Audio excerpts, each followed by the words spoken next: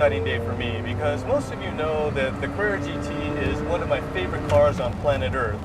And I don't know, it's on my list of wishes, but sometimes wishes do come true. And luckily, because I was heading to Las Vegas and my good friend JC had the ultimate friend Dino next to me, who was willing to come on the channel. Dino, thank you so much for coming on the channel. Really appreciate it. Hey, I love doing this. Now, guys, the craziest part about this is that we are in his Carrera GT right now. But not only does he have his Carrera GT, he also has a Gt2 Rs and a Gt3 that he tracks regularly and streets. It's an amazing combination. Well, my friend, thank you so much for taking me on the Carrera GT. It is an amazing ride, and I got to tell you, it lives up to every expectation. It's the beast of all beasts. It's probably the last supercar ever built that really doesn't have any nannies. I mean, there's traction control, but it's not really that aggressive.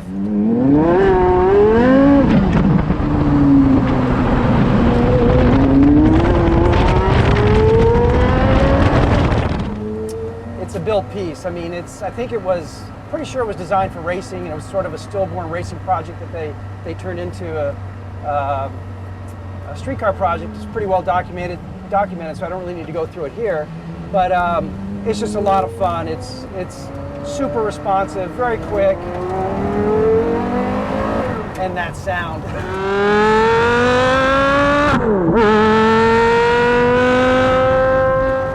Beat that V10. So yeah, it's very exciting. Now, the Gt3 Gt2 Rs, those are very different animals. Much more controllable. You know, they did put a lot of nannies in those, so they're a lot easier to drive, far more streetable. I mean, this is a no compromise car. It's low. The gearbox until it's warm is bulky, just like a race car. The clutch, you know, what is it? A triple plate. Small diameter carbon clutch. It's basically an on-off switch. It's infamous, you know. So there's just a no compromise vehicle. And a lot of guys, in fact, I bought this from a dealer. It only had 600 and some miles on it, and the previous owner just couldn't drive it on the street. He was banging into everything. He couldn't use the clutch. He didn't like the gearbox, so he just, you know, he thought he was getting the ultimate car, which it is. But you got to know how to drive it, you know, so that's the key. Understood, my man. And that sound is just intoxicating. But you can't tell me that that's Porsche factory, is it? I'm assuming you did your magic to make it sound like that? Well, you would be correct. So actually the one thing that I did, well, there's a couple modifications that I did do. One of them was I put a GMG titanium exhaust on it, so not only does it sound incredible, but it took off something like 40 pounds or something ridiculous. Oh, man. The stock exhaust was really heavy. Yep.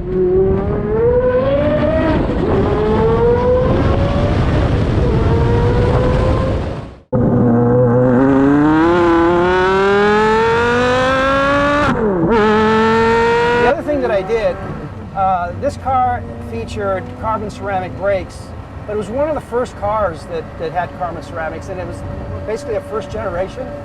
And I used to track this car extensively.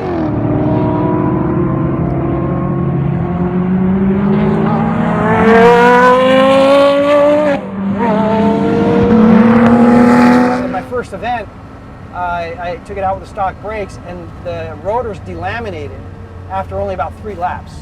So that wasn't going to cut it for the type of driving I wanted to do. So I luckily had a company called StopTech, and we made some custom calipers and rotors for it, and rotor hats, and it's been great ever since.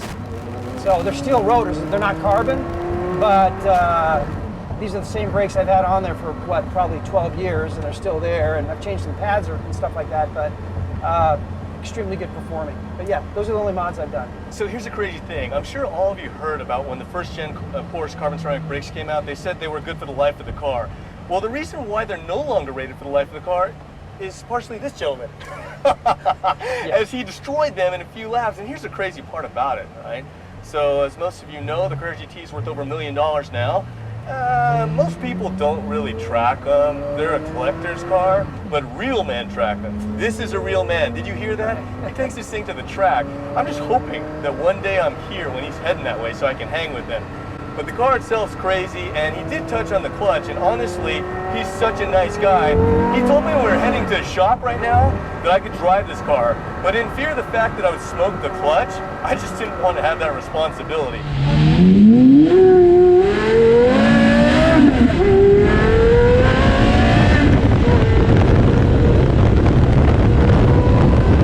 This way, while Dino's driving, tearing it up, I can look at all the atmosphere and talk to you guys.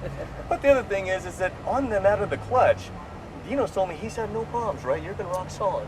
Yeah, I've been pretty lucky with it. Again, you just gotta drive it the way it's supposed to be driven, and I wouldn't say baby it, because I definitely don't baby it, but it's just, you know, don't slip it excessively going up hills and, you know, things like that. So drive the way it's supposed to be driven, I think you'll get good life out of it.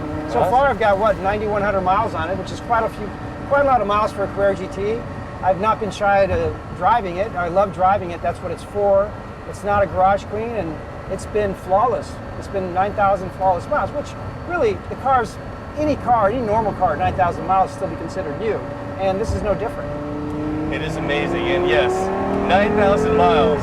That's just awesome. You know, seeing someone drive one of these cars, it's just something really cool. It's very special. And I feel fortunate to drive with Dino because most of the time when you hang out with people, they do baby their cars, much like myself.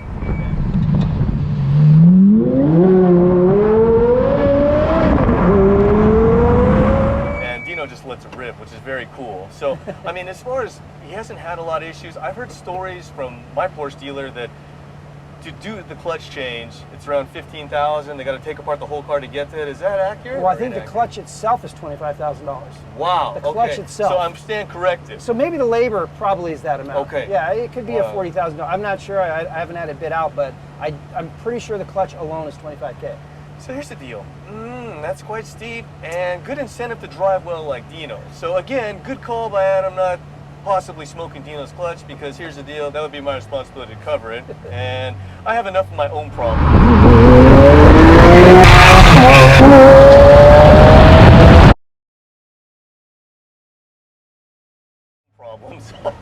But as far as maintenance and everything, do you do your own work on it?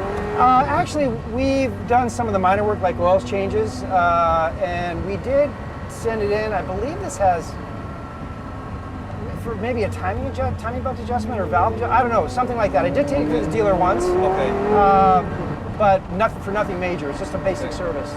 Now, even Jay Leno has complained on his channel that it's hard to find techs for even this car because they just stopped training him to work on it. He found the same thing, or you haven't had any issues? There's a couple dealers in LA. I think the one in Long Beach, which is where we took it, who are actually factory trained on this car. Oh, so great. In the LA area. Now we're here in Vegas. I don't know what the situation is here in Vegas, but in LA we've been pretty fortunate. Man, that is so cool. I mean, the deal is, of course, the buzz now is all hybrid, but I'm going to say, for me at least, I have no interest in a 918. If I was to move up to one of these, it'd be the Carrera GT. And this thing is just friggin' amazing. Oh man. And you know, on these surface streets getting sideways in the Carrera GT, it's just incredible. Doesn't get any better than that. And man, what a way to go, man. So there you have it. You know, we're talking about the Carrera GT, and right now, being with Dino, who's a superstar driver, best of the best, it is incredible to see. And as we cruise along here, now the question to me is, you know, you have 3 of these. Can you run us through, like, what you've done to the Gt3?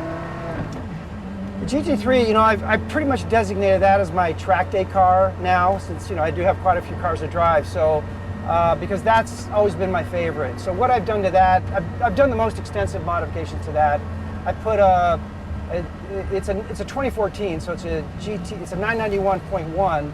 So what I did is I put a 991.2 cup car front end, but a replica front end, so it's all carbon fiber. It's one piece, and then and that's got the cup car front splitter.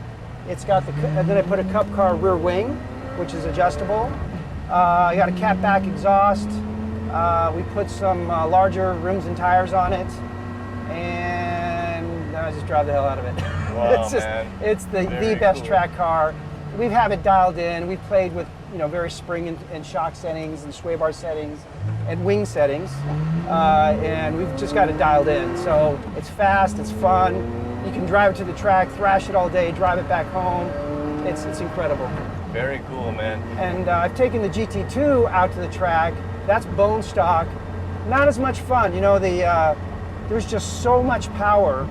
In fact, the only way I could track that, at least for me, I'm not a big time professional like some of these guys, but for me, the best way to drive it was in full auto mode. I would back out, I would take out the chassis stability control because that's too intrusive, but I would leave all the traction control in place and the ABS, and still, it's just too much of a beast for me on the track. I have way more fun. It's way more predictable than the GT3 being normally aspirated. That twin turbo GT2 with 720 horsepower, that's a lot to handle. It's a pure animal. That's just a kind of a stoplight dragster for me, Understood. And it's fun. It's fun for the street. It's a blast to tool around town in. But I think its track days are in the past. So now focusing with the GT3 for track days. And even this car here, it's fun on the track. Not as fun as the GT3, more fun than the GT2. But I've got the car for that, so that's my plan of attack these days. Understood. And do you actually daily the Gt2 RS? It is my daily driver. I picked up on that because last night we went to dinner with JC and he had the Gt2 RS, and me, I'd be parked 2 miles away from all of the cars. He's parked right in the middle of the rest of the cars. I'm like, that's the way to do it. You got to enjoy them. It's a lot easier for me said than done, but that's pretty crazy. Now, have you modified the Gt2 RS any? No, it's absolutely bone stock, and I really don't plan on doing anything to that. Like I said, it's a daily driver. It's not like I'm going to track it at all anymore, so I enjoy it the way it is. I don't feel the need to do anything. I think Porsche did a pretty damn good job. Yeah, you all know it was a record holder at the Nürburgring. The car is just the Widowmaker. The accolades just go on and on. The GT2 RS is just an incredible car, and Dino's so fortunate to be able to daily it. It's just crazy. And then you get the inside scoop on how they really are, because it's just an animal. If someone with his skill set, even on the track, is driving the auto mode, you can just tell, man, you let her rip on the street. Maybe living on the edge is an understatement, I guess, right? With that thing, yes, absolutely. Cool.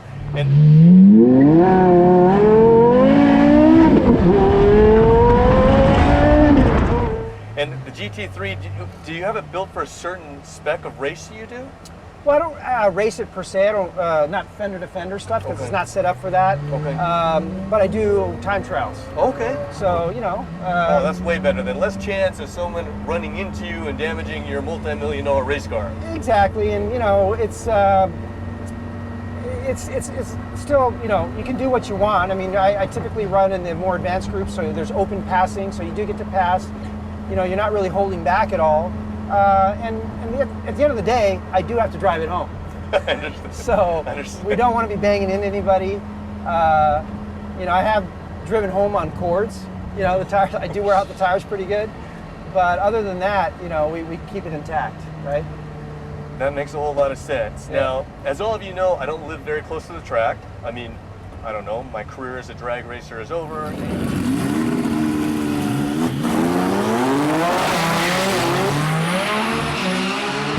For me, I love the way cars look, and you know that we have Porsches in our family. But my love is for Ferrari and Lambo.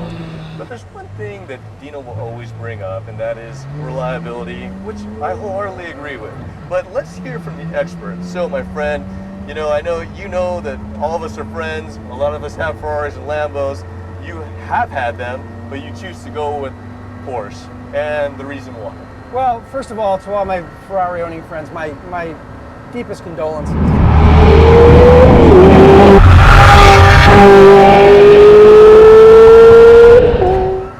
Okay, so I know you're cursing at me right now. Nah, it's all good.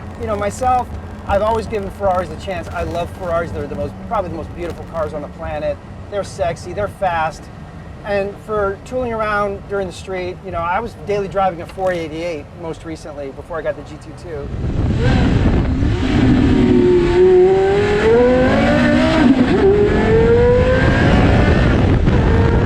And I mean, so much fun. What I did, I made the mistake to take it out on the track.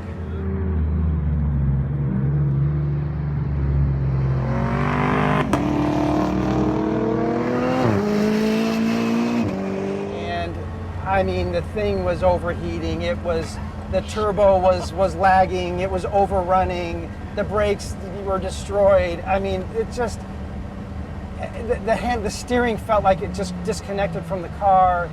It just, in fact, I took it in. I go, there's got to be something wrong with it. So the dealer said, no, it's fine. It's perfect. And you know, I didn't really believe them, but they insisted. And after that, I said, you know what? Keep it here, sell it. I'm never driving this thing again. I mean, it's really, I was that passionate about it. I mean, it just didn't do what it was supposed to do. I see what you're saying. Now, in all that, right, as we're all buds with JC, and we know he's planning to take his F8 to the track very soon.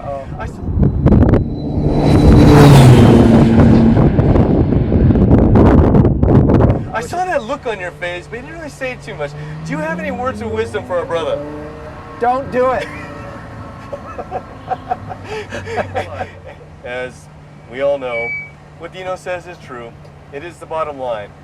But, I mean, the Carrera GT, geez, and all of his cars have been flawless, which speaks volumes. As you can see, he does not mess around. I mean, it is non-stop.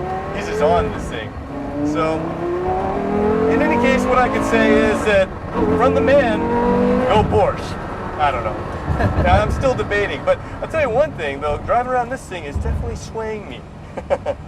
Well, Dino, thank you so much, man. I really appreciate it. This is like so awesome being able to cruise around with you and actually being one of these things getting just flogged, literally. It's just a life experience I won't forget. But other than that, he said everything he has to say.